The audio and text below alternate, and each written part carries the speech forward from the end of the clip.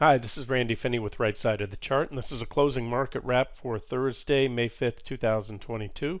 What I'm going to do is, once again, another update on the equity markets. When things are moving like this, I increase my frequency of updates, and again, I cannot impress upon how important I believe this technical level is. I've been, trying to get these videos out to you guys and say what you want about it, but it has been an amazing battle watching the Bulls and Bears. And on Friday I dubbed it D-Day. Really, in that video I said it would be more like D-Week. We probably wouldn't know until this week.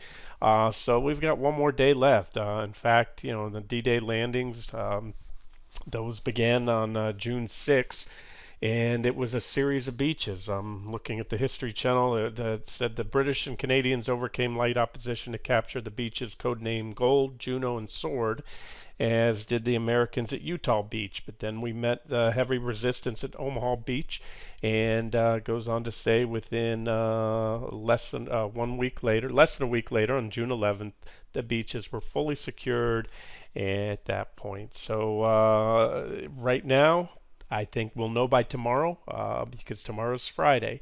You're going to either have more buyers in this market that are going to buy up these prices, buy up this support level, or you're going to have more sellers in the market. Sellers being a combination of buyers that are just finally fatigued, maybe reaching that point of recognition. I know today undoubtedly was a knife through the heart of bulls that were waiting for the FOMC meeting.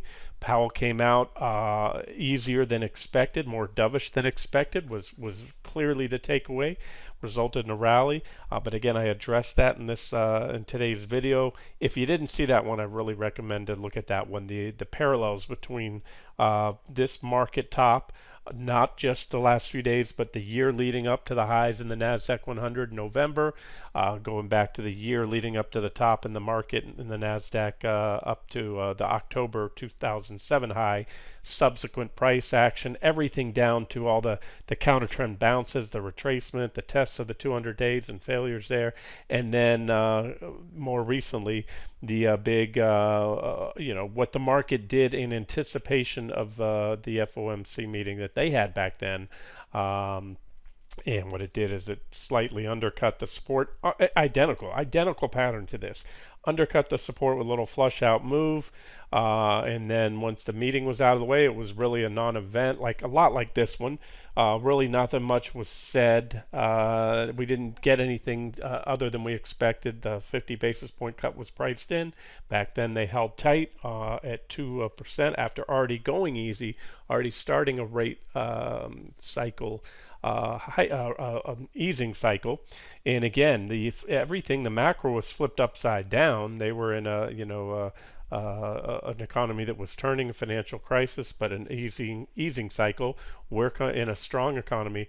I'll tell you what, I told you guys I'm putting more and more time on trying to listen to the pundits out there just to get a consensus. CNBC brings on fund managers and all kinds of experts, and oof, what I'm hearing reinforces my bearishness, because as I said earlier in that video today, that the big moves in the market, the big drops come when nobody expects them, and I feel good that I'm the only one that thinks it can happen. Look, I'm going to continue to say what I keep saying. It ain't over till the fat lady sings. The battle continues. The battle is the battle for 411 on the S&P 500. That's that major reaction low back here in late February. And the recent lows here, we had an intraday break, only to save it there, stick save. We again tested it today and closed right back above it. Regardless of how much we were down today, we held the bulls held the line. So it is a battle, and so I think, I'm pretty sure one of the two will emerge victorious tomorrow. Now, given we're kind of where we're at last week, it's going to be a Friday, and let's say park it very, very far back up here, solidly away from this level or solidly below it. It may keep us guessing into the weekend, but that'll be interesting. Again, everyone's going to have to, active traders, investors, I'm not talking about active traders, going to have to make a decision to go long we'll go home long or short tomorrow, and that'll be interesting. And right now, with what we had today, is unarguably a check mark for the Bears, but we do not hold all the beaches yet. The battle is raging on right now. Bulls put up a heck of a defense yesterday, and Bears answered today with some pretty tough fighting. So that's it. Hey, the divergences are still intact. I talked about in that video how they had almost an identical setup where it looked like we're going to get that bullish crossover and the divergences were going to be finalized, but we got a rejection. The lines never crossed and the bottom fell out. And the market did not bottom until we had positive divergence in early 2009. Alrighty, that's the S&P 500. Let's not make any more of that. You know the levels. Look, it's simple. If we have another really bad day tomorrow, what's really bad? 3+%. And as I like to say, the redder the better.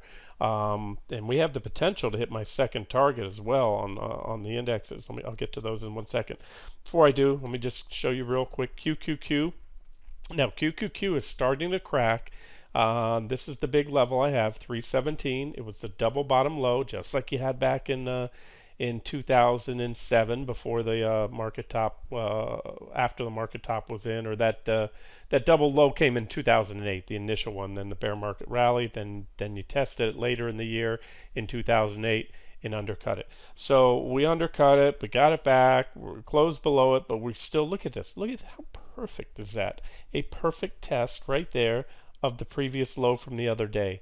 And those are key technical levels. But the fact that the bulls could not capitalize, it shows a lot. It's like playing poker. When you see, if you can read your opponent, if they have a tell, or they happen to make a mistake and show you their cards. The bulls showed a lot of cards yesterday. This was just a reflexive pop. People still want out of this market, and when you get headlines like this, I always try to view the psychology of investors. It's they're going to read about the big drop, and they're going to start to have fatigue. And now let's look at the important thing. Let's look at the most widely held stocks. Apple, real quick. I want to just go over these charts. There's my primary uptrend line right there, and the 200-day moving averages. Apple does a great job of acting, or those moving averages, the 200 simple and exponential. When you're in a bull trend, you're above them. When you cross below them, you're in a correction mode, bear trend. That was when COVID hit, and that was part of, remember, it took them out in part of a 36% drop. But other than that, and you can go back, you can see it well on the weekly chart, does a really good job. So there's another key stock at a key level. And as I've been saying for a long time now, this is the last of the holdouts. This is the leader. This is the king. This is the largest, only company in the world that's worth $2.7 trillion, largest company out there. In fact, the four largest make up nearly almost half of the NASDAQ 100, the four largest FANGs, due to their weighting. So Apple is right on the line. This is why, to me, this is a key battleground. I'm going to put a line there. I just noticed as a click. We have a previous all-time high right there, divergent high. Then we had a breakout and back tested a few times. So that's it, guys. I'm going to keep it very simple. Another really bad day, or maybe it happens again next week. Look, the potential's here this week. We have one more day. You can do the trick for the Bears.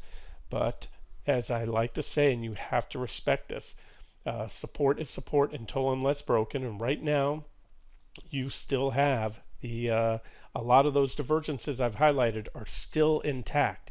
And I've had plenty of times where it looked like the market was either going to break out and rally in a bear market, or break down and crater in a bull market, including where we were a couple months back.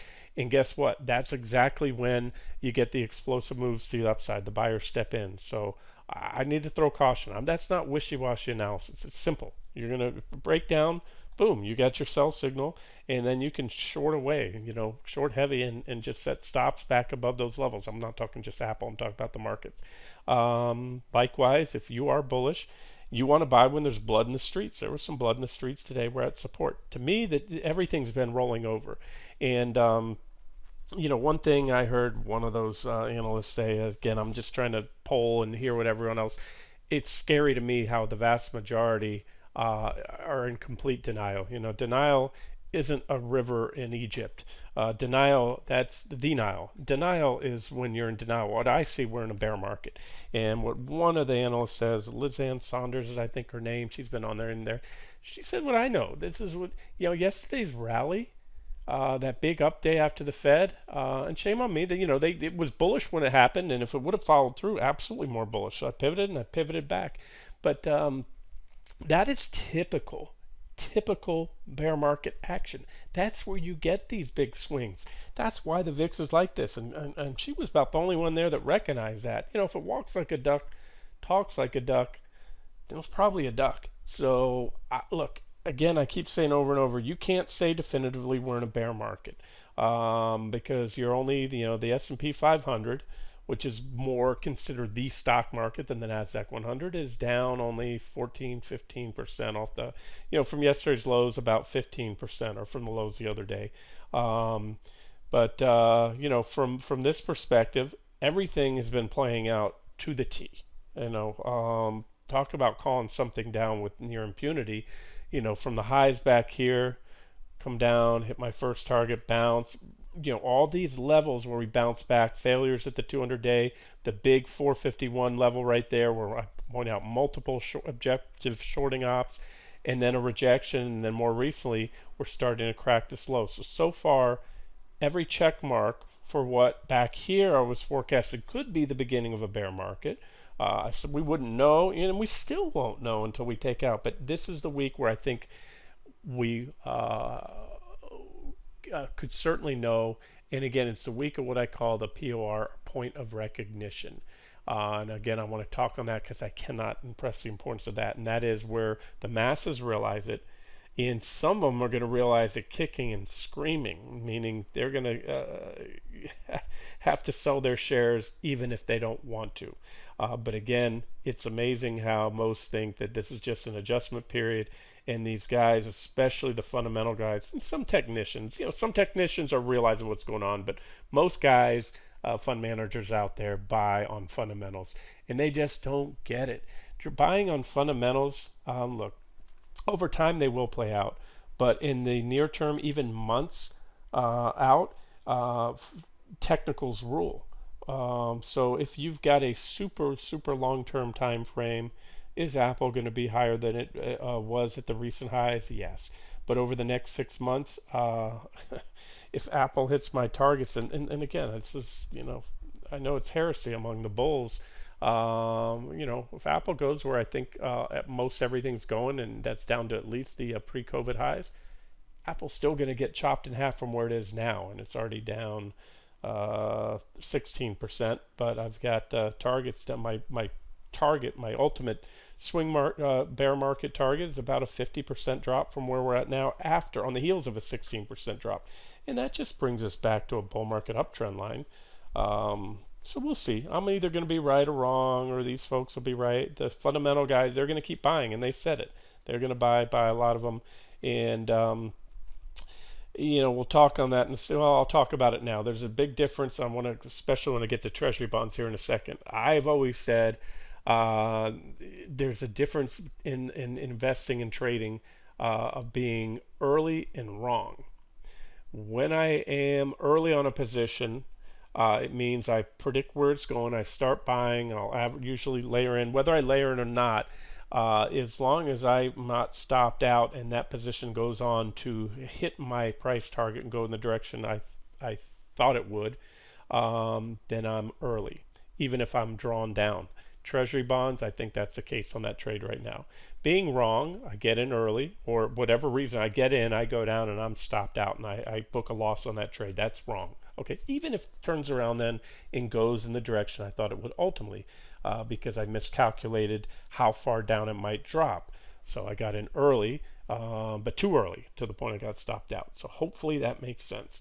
Now, so to talk about the fundamental guys that say they're going to buy these companies and the valuations are great, they're going to be wrong, because most of those guys on TV, I've never seen one that comes on that's managing his or her money, unless it's one of those old school famous guys now that just do it on their own. But at one point in time, almost all those folks on TV are managing money for others. And you can't take a 50% drawdown. Well, actually, not 50%. The same folks have been bullish on Apple, buying it at the highs. Can't understand how a company, the cash flow, the earnings, the momentum, the product line, the diversity, their stock buybacks that they've announced that they'll be doing. Apple will be buying its stock back, and it'll point slow the stem, but the technicals and the fundamentals, they all tie in together. The technicals are telling me what the fundamentals will be doing. So when those that use fundamental analysis, they're driving in the rearview mirror. They're looking at last quarter's earnings. They're going off predictions from the company on what they think they're going to sell over the next 3 to 6 months or a year, whatever. But that changes. That's the one constant in the stock market and the economy. Things can and often do change, and when they change, they can change very fast. So technical analysis of the two is a more accurate predictor. When you can line up both together, all the better. I like to, when I can make a bullish case on something from a fundamental perspective as well as from the technicals, i.e. the charts, all the better. Okay, guys, well, you guys know where I think things are going. And I can't say it with the highest degree of confidence, but my degree of confidence will go a lot higher when Apple breaks the 200-day moving average. It did here. These are on the weekly chart, 40-week moving average. So this is a big one. This is, we'll call this Omaha Beach, okay? If the Bulls can take Omaha Beach, the Bears can take it. They pretty much got it. And if the Bulls can defend Omaha Beach, meaning hold support on Apple and rally it up, great. Bears don't take that beachhead, and they may lose the battle, at least at this point in time. That doesn't mean the war's over. They'll come back to try again at another point, okay? But not now. So, all right, that's my mindset, and I'm just going to rifle through these big components here of the NASDAQ 100 and show you what's going on, and try to think of the psychological effect this has on investors out there and fund managers, for that matter. I talked on that earlier today. I'll bet you today, we may not ever know it, but I bet you it was a lot of institutional selling. Could be a fund under pressure, pension fund, anything like that. The selling pressure was very strong today, and especially to sell on the heels of a move like that yesterday.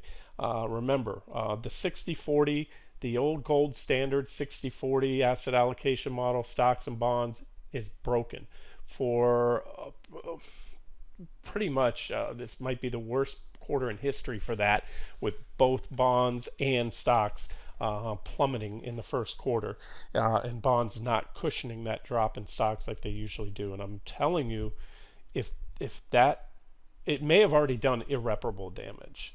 If it hasn't and it continues, it will. The system will break. So I think Treasury bonds are going to rally here soon, and I think stocks will likely fall. Who knows? Maybe stocks go up. The institutions are going to need that. They're going to need one or both to start to rally up. All right, let me just go over the numbers here. Apple down 5 point. This might it doesn't include. That's regular session. 5.5, a little better than 5.5%. Microsoft 4.3. Alphabet down 4.71, almost 5% there. Amazon. See, this is what I'm surprised. This is if I'm the only one that sees this when I turn the TV on and listen, and just the vast majority are so bullish. One after another leader is getting taken out, marched out into the prison courtyard, tied to a wooden post, blindfolded, and executed. This is Amazon. This company, this is one of the world's largest, biggest fangs, down 40% now and still going. And by the way, guys, zero signs of a bottom. This is what I'm talking about. See this one? Had divergence, had positive divergence at support. I pointed that out on the big earnings drop. I told you it had support at 24.47 right there, and it bounced on it for a few days. But all it did really is flag, and now it's broken down from the flag, and it's taken out that positive divergence. So one by one, and I need to see a little bit more, and I need to see them. Well, not yet on the RSI. On the PPO, the divergence is gone. And then you go down the line, Tesla hanging in there, but also down 8.3% today, and stair-stepping lower. And again, bigger picture. We're in a bear market. Don't tell anybody because the rest of the world doesn't seem to see it. But that everything, all these leaders, big market leaders peaked, most of them back last year, October, November, and they've been making lower lows. Now, this is why I call it. You don't see it here. Tesla's still off those recent lows, but once that low is taken out, then it becomes more clear. Even a blind man can see we are now in a larger downtrend. A downtrend being lower lows and lower highs. So work to be done. Now, Tesla, great company. Don't get me wrong. Just like Apple, just like Amazon. But they're going to be subject to the ebbs and flows of the market. And as powerful as Jay Powell and the Fed is, um, the amount of money in the stock market from individuals like you and I, from institutions, is vastly superior. It's a much more powerful force. And so, for whatever reason, people are pulling money out of stocks, and the tide changes in the market, supply versus demand. More supply in stocks, meaning more selling than buyers out there. Things are going to go down, and good companies are going to get pulled down with the rest of the lot mainly because they're indexed. And they're subject to that. There's Tesla. There was my primary trend line right here. It was broken back here. Boom. Put in a divergent low, rallied, but made a back test and rejected. So these are the things to watch for. Alphabet's the other share class. I already covered the first one, 4.76%. Facebook, again, right before they reported earnings, told you it looked the best of the lot. It had strong positive divergence. Those divergences played out, and they played out for a big rally. But guess what? They played out for a bear market rally. Not even close to the minimum 38.2% Fibonacci retracement yet, because this thing fell so far 56%. That's a stock in a bear market. This is a leader that has been executed by the market and is in its own little bear market.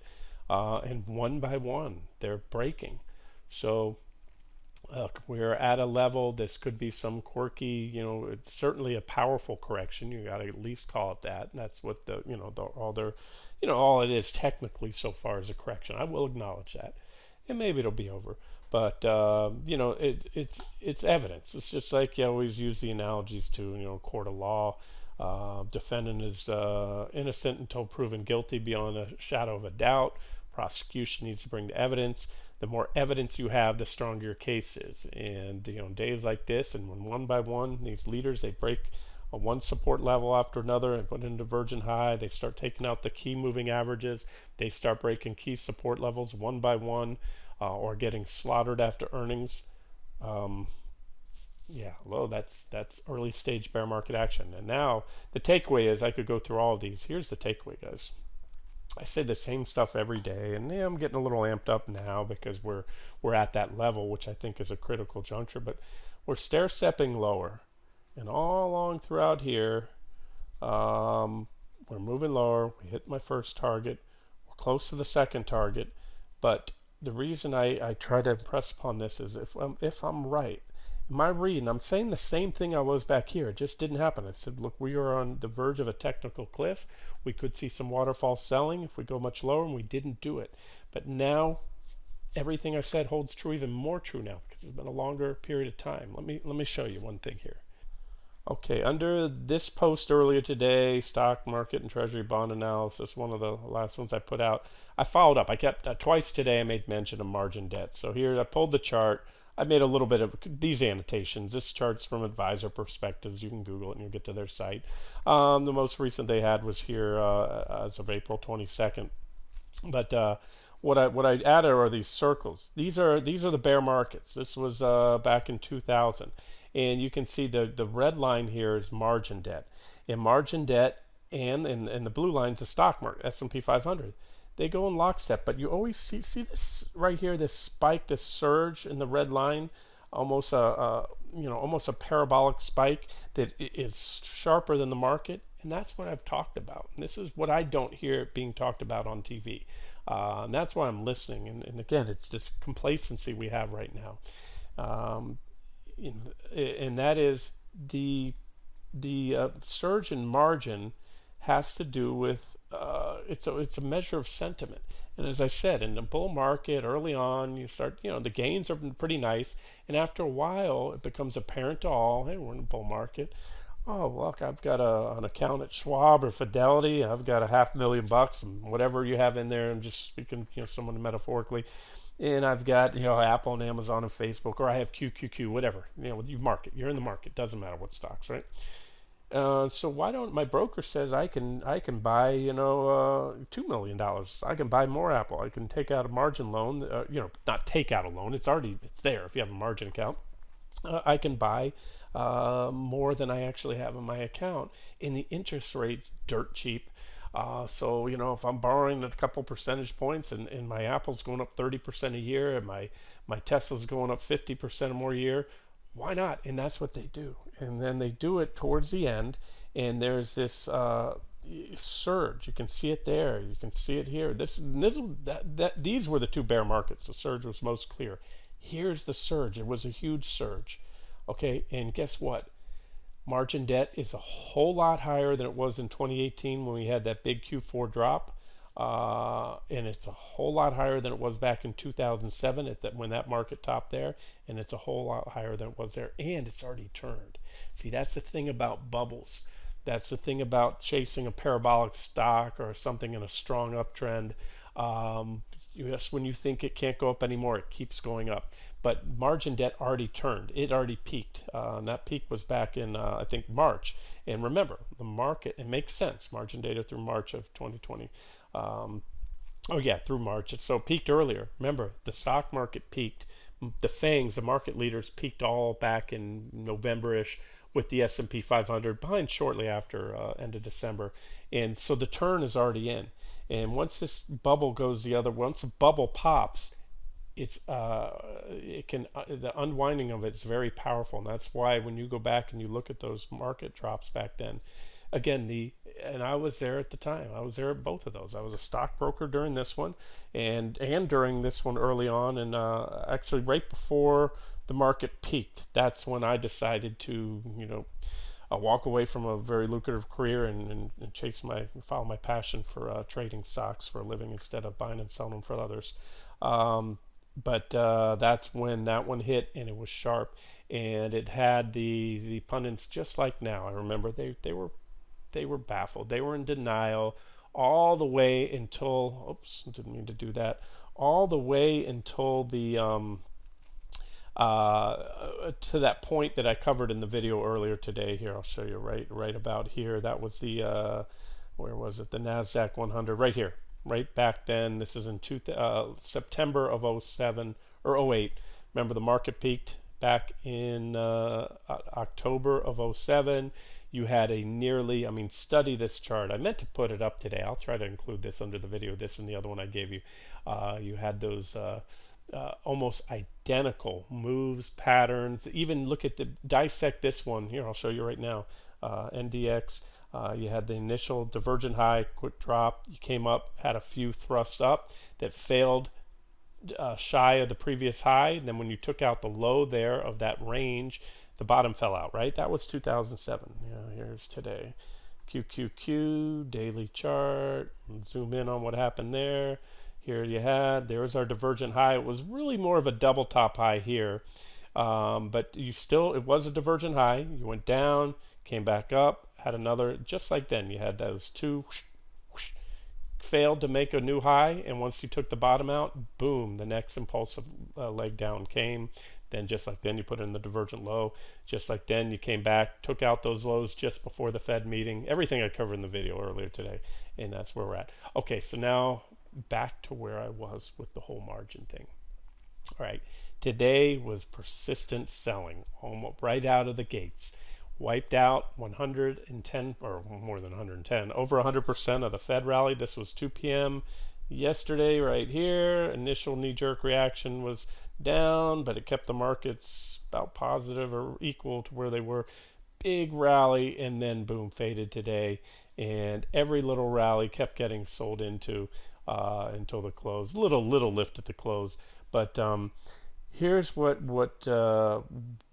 where if we are where I think we probably are on that roadmap, I like to use that shopping mall analogy with the map you look at and the little pin says you are here, and I was saying it here.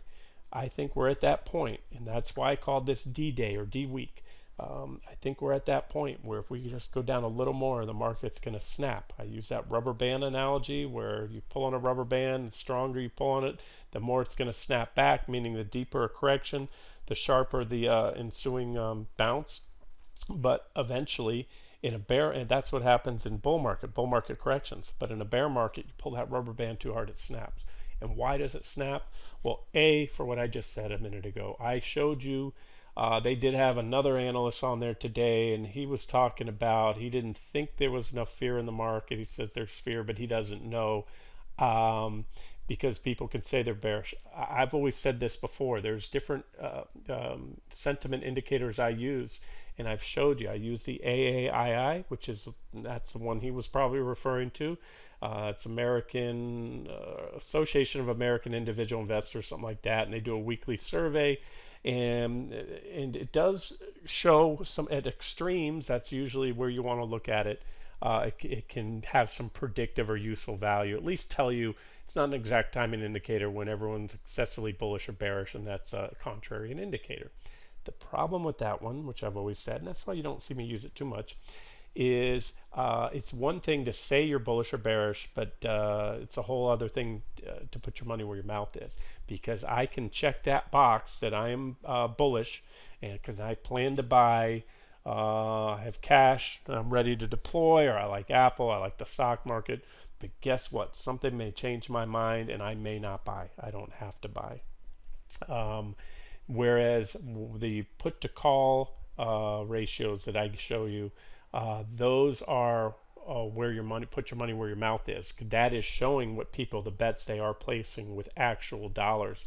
And so that to me is a much more accurate indicator. And as I showed you in the video early today, we have not hit or even come close to my level where the big corrections have ended previously with a surge in the input buying. So that right there is away from, it's an indication to me that there's not enough put protection in this market, and that's when the big drops come. When the put to call ratio is really high, that's usually when the bottom's in, and there's usually a floor because the institutions and individuals are protected from further losses, and it also shifts the the buying patterns. Those for every put and call written, the options writer, which are the pros, they have to then turn around and buy stocks or sell stocks. So that's why a floor is put in there. But back to what I was saying on the margin interest with that margin bubble popping. So we know things are contracting. We know without a doubt, when I showed you that margin chart a minute ago, all those spike, that parabolic spike at the end of every bull market, every one that we've seen for decades, that's what was on that chart I showed you a minute ago. We know that is the vast majority, almost all of that, is buying stocks on margin long.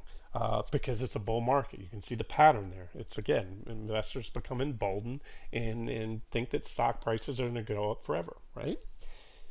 So now what I want to talk on here is the unwinding of that. We've already seen it turn in reverse. I won't pull it up again. I already went over that. It peaked, and it's been coming down lately after a parabolic, a very sharp run up. So if we're at where we think we are, and the reason bear markets, just like back in 2007, you saw that once that level broke, that's where that largest, most powerful wave came, and that is the unwinding of that. Because what will happen is the brokers will give margin calls. If the bulls cannot hold the line, if they can't hold the beachheads here, and we do have another really bad day tomorrow, and especially more follow through next week. Let me just give you a scenario. Let's just say we hit my T2, and let's just say we go on down through that, because that's a possibility with very little reaction. And we go down to my third target. All right, let me just do this. I'm going to measure it out. This is a weekly chart. We hit my third target here. That's going to be another 14% drop from where we were today, 13.5%. At that point, selling will beget more selling. As the market drops, those people who are long on margin, and there's a lot of them, they're just not just individuals, institutions use margin as well. They are forced to sell. And what do they sell? They sell what you have the most of. What do you have the most of? Apple, Microsoft, Alphabet, Amazon, and that's why market leaders are being sold now, I believe. I think there's a large part of this. That's why, again, the guys and gals that trade on fundamentals just don't understand, think this is a great buying opportunity, blah, blah, blah. And it gets worse. The more you go down, the more the margin calls, because these brokers will go out of business. And there have been many a broker in the past, many a broker that has blown up because their clients, the people with brokerage accounts, both institutional and individuals, were chock full of stocks on margin. The market, or gold, or whatever they're trading, Bitcoin, doesn't matter, whatever security, and that security dropped, and it's a vicious cycle. As the market starts to fall from here, if this happens, the value of those portfolios go down. When you're on margin, it can happen very fast. You're already, especially if you're heavy on margin, and then you sell or they sell for you. That's how it works. Interactive brokers, they don't care. You'll get a little notice pop up, and if you don't sell by 3:50 p.m., they start blowing everybody out. Anybody who's deficient, they won't let you go into the day deficient at the end of the day. So that's becomes a vicious cycle of selling, and that's why you could get that drop. And we might not, guys. I don't mean to be dramatic. We can hold the line here, and guess what? You're going to see a powerful short covering rally. Just because we're not at extremes on the put to call doesn't mean there's not a lot of shorts in this market right now. I, for one, will be covering if that happens, because I pivoted back, with everything I saw today, and I tried to game first, cover my shorts on that first pullback to support. We went right through that and realized something was wrong, got short, and I've seen these days, it's called a trend day. A trend day is when the market opens down or up and continues and pretty much heads straight down that way. This is a trend day, clearly a trend day. Yesterday, not so much because we went back and forth. A bullish trend day, you either gap up or open up, and you just keep moving up pretty consistently into the close. So on a trend day, especially when you're in an important critical juncture and support levels are going, you just sit tight on your positions and let it ride. Okay, so that's what to look for. My targets. I've shared my thoughts that these second targets I have on QQQ and SPY, I could see a decent chance that any reaction, if they're hit, is little to no reaction. And also, it's simple. With every tick down from today's lows we go, it doesn't guarantee, but it increases the odds of that vicious cycle known as forced margin call liquidations. And also panic. Even those that don't trade on margin, they watch. A lot of folks watch their portfolio day by day. I know that, that. Even if you're not an active trader, people like to watch their stuff, because in this day and age, everything's as easy as open your iPhone or turn on the computer. It's not like 1984 anymore, where you have to, wait for your statement to get mailed into you.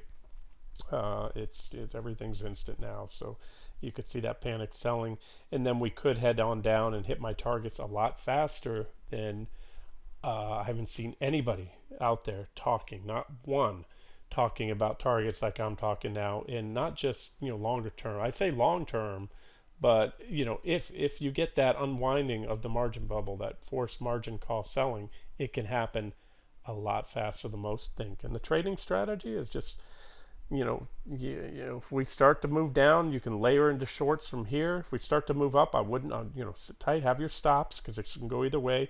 But once the dam breaks, and we're sitting right on the dam now, then it should be a swift move down. And at that point, I'll be heavily short, and I'll just let it run for the time being. So may or may not happen. Looking at the brokers, I told you broker dealers and the exchanges are one of my most bearish sectors I laid out. Look at ICE. This is one by one. These guys are breaking down. There's the S&P Global bear market stuff. CME coming off the highs. ICE is just getting whacked. This is the Intercontinental Exchange down. Just in the last few days. Look at that selling there. And remember, I also have the brokers. The brokers is IAI. The broker dealer index, I laid that one out as one of my favorite shorting sectors. it's got some divergence that's building there, but if that gets taken out, just like the stock market, yeah, I think it will ultimately. This is where we go down here. There's the pre-COVID highs, and you're talking another 20% if that happens there.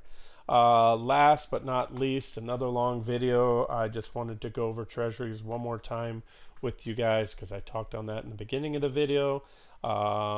Here's let's just look at the weekly charts, long-term stuff. This is TLT. TLT has taken out this trend line here that it has, but it's also more important than that trend line. I think it's this big support level right here, support zone. You have going back for years. This was a very significant, was resistance. You broke out, back tested there, came in, back tested again, back tested, little whipsaw down through. There's been a lot of reactions. This is a shelf of support right here. You can see the volume price histogram bars behind there, big level there on treasuries, and divergence barely, but still there on the RSI, deeply oversold. And again, that would mesh with a rally there. Even if it's a kickback rally, it could be more, we'll see. But treasury bonds are at support, so I think the downside is minimal. IEF is that was the 30-year TLT. IEF's 10-year. Again, this is a weekly chart, long-term chart. Big support zone right here. Runs from about 101 down to about 99.65. We're at the top of it right now. Divergence on the RSI, extremely oversold. And I just see still, told you guys before, I'm giving these room. I've been holding on to them for a while. I was layering in. I stopped adding a little while ago, but I'm still sitting tight with what I have and very comfortable with those still at this point in time. And then, of course, you go to IEI, and then you're at the shorter term, 3 to 5. This really targets the 5-year, and I told you that's where the sweet spot is. You're going to have less risk anyways because you have shorter duration in the 5-year bond. Duration means how much a bond moves in response to changes in interest rates. So you have a lower duration on the 5-year, less risk. And look at that, beautiful. This is again a weekly chart. This is 2009, 2010, 11. You had a major reaction high there. You broke out and you back tested it. And you're there right now. I love this setup. I think it's especially for those that don't know what to do right now, maybe want to pull your money out of the market, but don't want to put it in cash because, we're in a hyperinflationary environment and you don't want that cash working against you. Well, first of all, I'll say this to that. I see nothing wrong with that because if you leave it in the market and the market drops another 20, 30%, it's better to make 2% on cash, even if inflation's running at 7 plus. Yeah, you're net losing after inflation return is still negative, but it's better than losing 20 or 30%. But this is one you could put in, I think, and sit here for a while because you're also collecting a higher dividend on it. I forget where the 5-year is, probably about 3%. I'm not even sure where it is. You'd have to check. And then there's SHY if you want even shorter term than that. This targets the 2-year note. So 1 to 3 year, 2 year notes, what it's targeting, lowest risk of all the bond ETFs that I'm familiar with. So another place to park money at a great support level, about 83-ish right there. Long-term support, as I'm showing you right here, major reactions. Bull flag projection has been met. Bear flag, I'm sorry. This was, I had this channel forever and a day. I've been tracking on SHY. And we finally broke down from it right here. So this was a big sell signal for me. We back tested, we went down. That's a flagpole. There's a bear flag, and the flagpole projection has been met right to support. So that's the measured target of that technical pattern. One of my favorite, for safe money. Hey, I got a big 401k IRA. I don't want to be in this market, Randy. I don't like shorting, but I don't want to be, I want to be out of equities. And commodities are volatile. Yeah, that's what's been going up. They may cool off soon too. They've been kind of choppy lately, so this is a trade idea for you there. And if you're aggressive, then you take the Treasury bond futures and you leverage up and you put a large amount in there. If you're not aggressive, just go with an ETF and put whatever your comfort level is. these little guy will go up and down a fraction of a percent in a day. Doesn't move much. But again, you're going to collect a dividend on top of that if it took a while. You can see also on the daily chart here, I have a bullish engulfing candle put in yesterday. It's got some divergence down on the indicators as well. And so another trade idea for you. All right, I'll wrap it up here. Again, please, please, please hear my words. This can go either way. Just because in 2007 we had an almost identical instance and it went this way down here, doesn't mean we have to. Looking that way to me, but based on, not just this, but all the long-term stuff.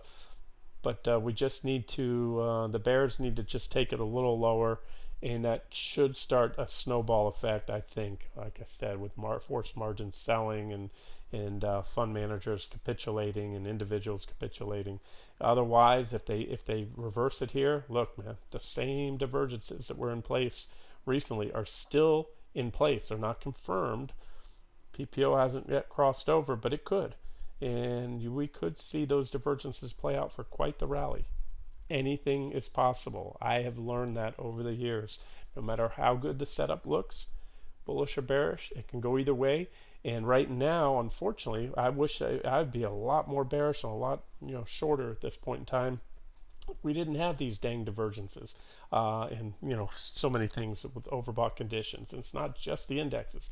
A lot of those big market leading stocks still have it as well. So anybody's game, hence the reason it's D-Day or D-Week for me. And if we have to take that into next week and I have to call it D-Week number 2, that's what I'm going to call it. Until and unless we see who wins this battle clearly, that is all it is. It's a big battle. And I think the move, once the victor emerges, it's going to be a pretty swift move. I think it will be probably swifter to the downside because there's so many overhead resistance levels.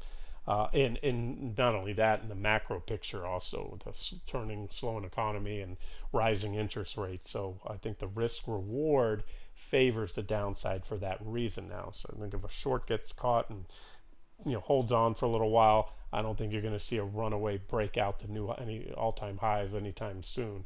Whereas you could see a very swift drop to the downside if those levels are taken out, or any of those potential black swan events that I talked about occur, such as a big fund blowing up or a financial institution. All right, I will wrap it up here. Long video, but potentially important stuff. All right, we'll see where we go. This has been Randy Finney with Right Side of the Chart. Have a great evening.